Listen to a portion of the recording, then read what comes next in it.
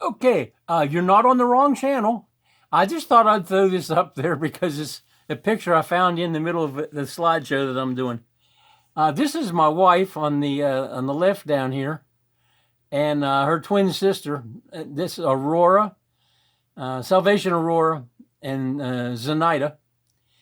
And this is them when they were like 11 or 12 years old. Same twins, same sides. Anyway, that's what my Filipino looks like. And now we're going to go on to what you expected to see when you stumbled across this video. Somehow you found it, even though we're not recommended on YouTube. So you're here somehow. I don't know how you got here, but another 8 people over the next month will find the same video on average.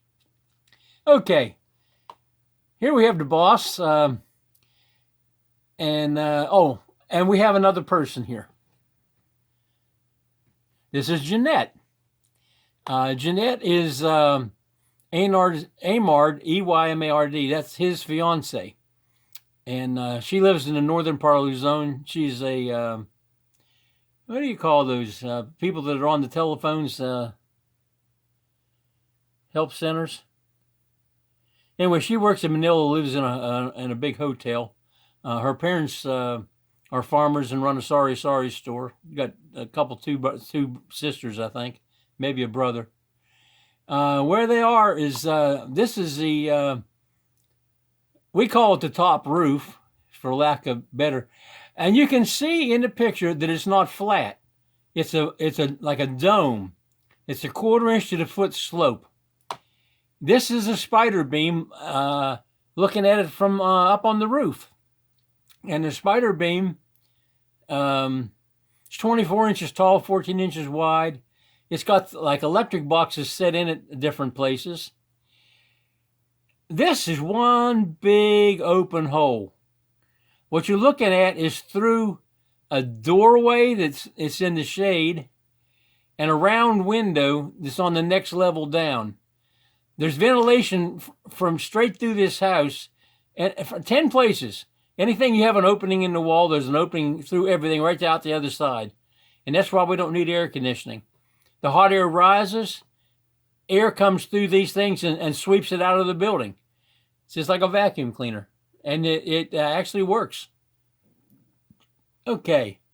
And being that this series of videos is during the actual construction, the concrete is more clean. It gets the usual, looks like an old patio or a highway after a year or so. But we can put Dick Bright on it and make it like this. We're gonna cover all these horizontal surfaces with like 12 by 12 ceramic tile. Because we notice when we go to the SM Bacor, that the ceramic tile outside radiates all the heat right back in your face when you walk up to the building.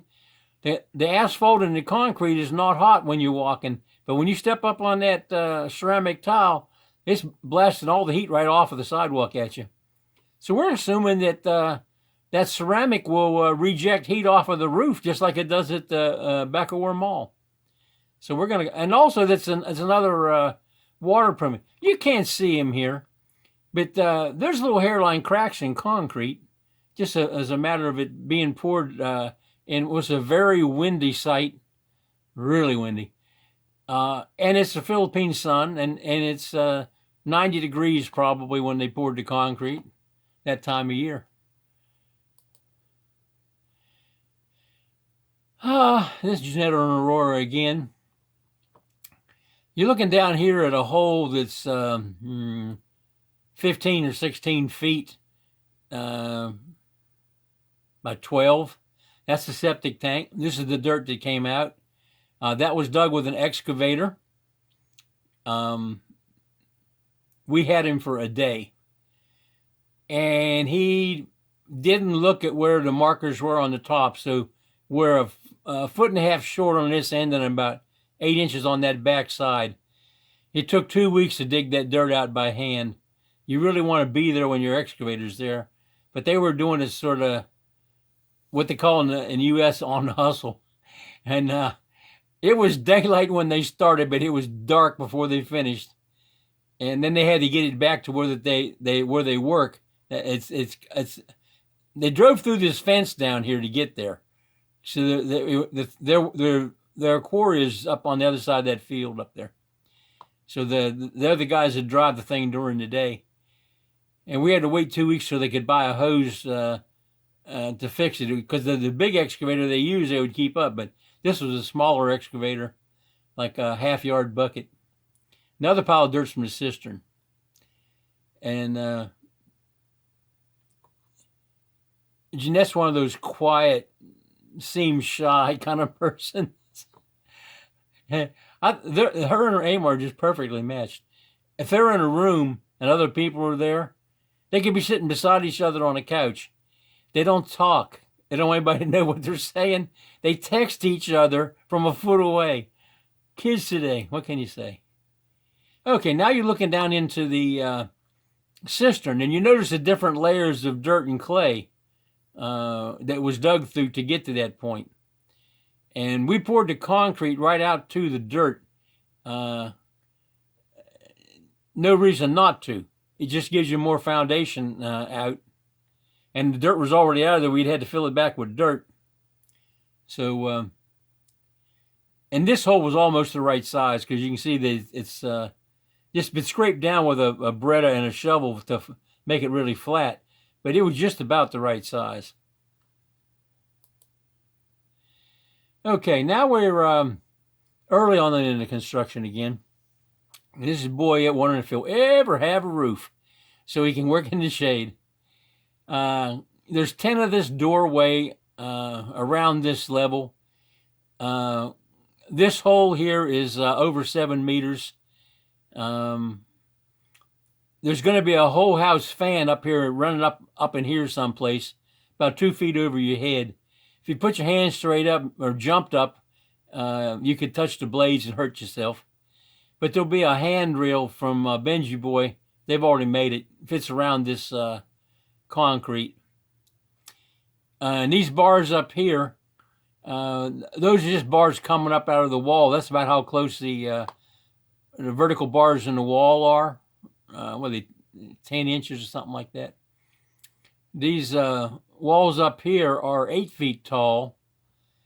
And the wall down to bottom, up basically, what's underneath of this floor here is 10 feet 1 5/32 of an inch.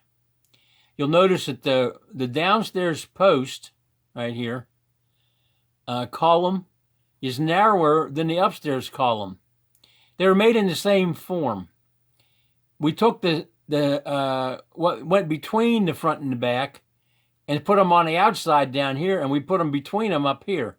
So what you basically got is a narrower rectangular. This instead of being 30 some inches, 30 inches deep, it's only like 26 inches deep, but it's over 3 feet wide.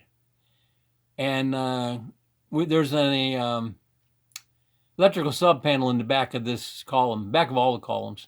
There's 10 of them up there, because that way the longest wire runs to a breaker is from a room down here up to that, or from this room to that. And the next room is its own sub panel. So rather than run wire all the way around this circle to get to down here to the electrical room, which is cut off from the shape of the master bathroom. The bathroom's still 24 feet wide on one end, but it's not, but maybe 12 or 13, 14 feet wide the other way, because the rest of it's electrical room. The plastic sheeting is hanging over the so-called handrails from a staircase here. They were trying to keep the rain off of it, which is probably a good idea. Okay, we're now on with Aurora here, the boss. This she calls the donut roof. And you'll notice that you'll notice in all these pictures that our job site is not filthy. It's not a bunch of trash piled absolutely everywhere. She supervised the crap out of this job. She's out there in the sun all day long.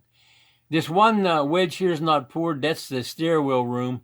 And until we get the the stairs up, the concrete stairs, which get anchored into that floor. That may just be the last wedge. These wedges are generally poured like 2 at a time, so there'll be a seam. Well, here's a seam. She just showed up, sitting here. That's Roar and Jeanette, and down here, this is the inside water dimension is 29 feet by 12. And it's about 10 feet deep of water, maybe.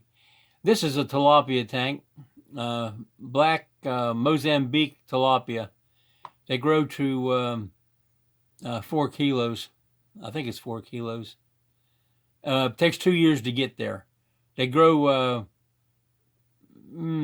accelerated rate at the beginning, and then they slow down, and the last part of it, they don't grow quite as quick.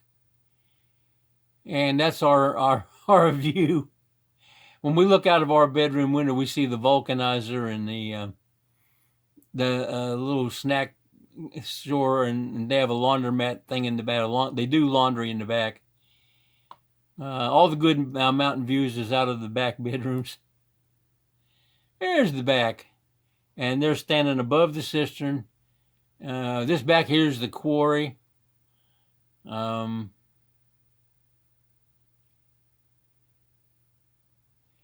don't think there's anything else to look at there. Okay, now they're up on the toppermost roof. This roof's only 40 feet across, or maybe 42 feet.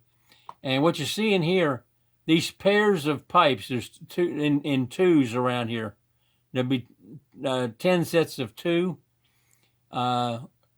Threaded rods go through that, down through 8 inches of floor and 24 inches of spider beam. And there's a mounting ring for the whole house fan that's bolted to the bottom of the spider beam. And the bolts come up through all these pipes, through everything. So it's sandwiched the concrete of the house. And there's a 14-inch circle here. And my wife managed to put 140 pieces of rebar across that hole. It's because all our beams, the rebar's tied in a jig, and on the ground, and then we just pick it up and set it in place. So to do that, like a spoke going out here, and we had to go across the center, but the spider beam goes out to the almost to the edge of this concrete out here, so that'd be tied, and there's a 5 feet overlap here in the middle. So only the first ones that she put up have stirrups across the middle. All the rest of them, the bars go through and they just lap. All the other four double things, there'd be eight more beams that go across that middle. And it took about 2 days of instruction. We'll call it instruction. Okay, what they're inspecting here is 2x2 8-gauge welded wire mesh. It's like what you see on the front of Sorry stores. And you can tell that this concrete back here, the poured finish is good enough that you could skim coat it and paint it. There was some reason why we decided to render it, and I really can't think of it offhand.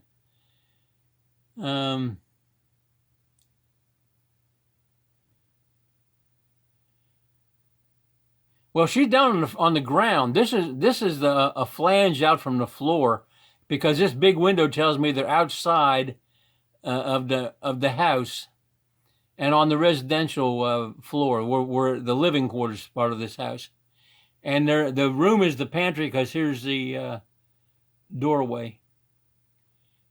It could be the living room, but it is the living room.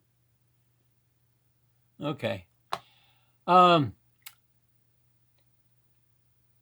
This was put up with tie wire through the concrete and hooked to the screen on both sides.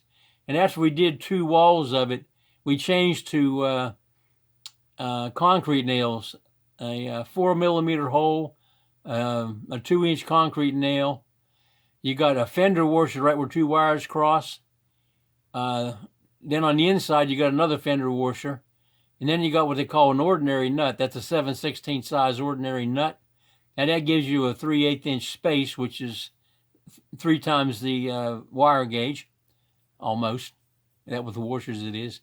Anyway, you have the 4mm hole. You drive the concrete nail through it. If the fender washer has too big of a hole, we got a smaller washer in front and an outside washer. But we just nailed this stuff on rather than running the wire through the wall. It was taking like 2 days to put this wire on the wall. And you notice there's bends up here at the top. There'd be 2 bends, one here and one at the top of the beam.